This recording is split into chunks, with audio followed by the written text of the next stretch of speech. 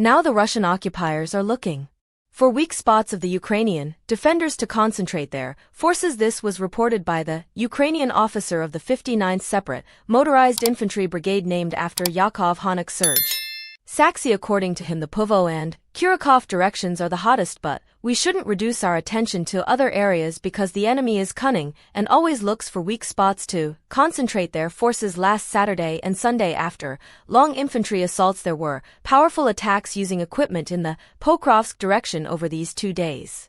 About 39 units of equipment were destroyed and damaged and 206 occupiers were eliminated. We see the result. The enemy has not made any major advances, Zihatsky explained on the Espresso TV channel. He also reported that over the past 24 hours there have been no assault actions by the enemy in the Pokrovsky direction thanks to our unmanned systems.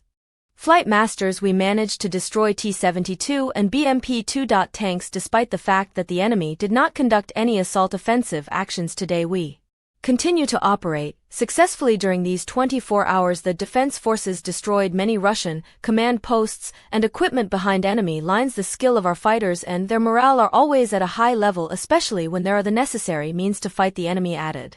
Zodi Defense Forces of Ukraine struck a Russian invaders' training ground in temporarily occupied Luhansk. According to the Russian Telegram channel Spy Dossier, which is linked to the special services, the Ukrainian armed forces struck a rear training ground on Saturday, July 27th. Servicemen from the 228th Motorized Rifle Regiment of the 90th Tank Division of the Russian Armed Forces were stationed there. The servicemen were conducting a formation before being sent to reinforce the forward positions of the 228th Motorized Rifle Regiment.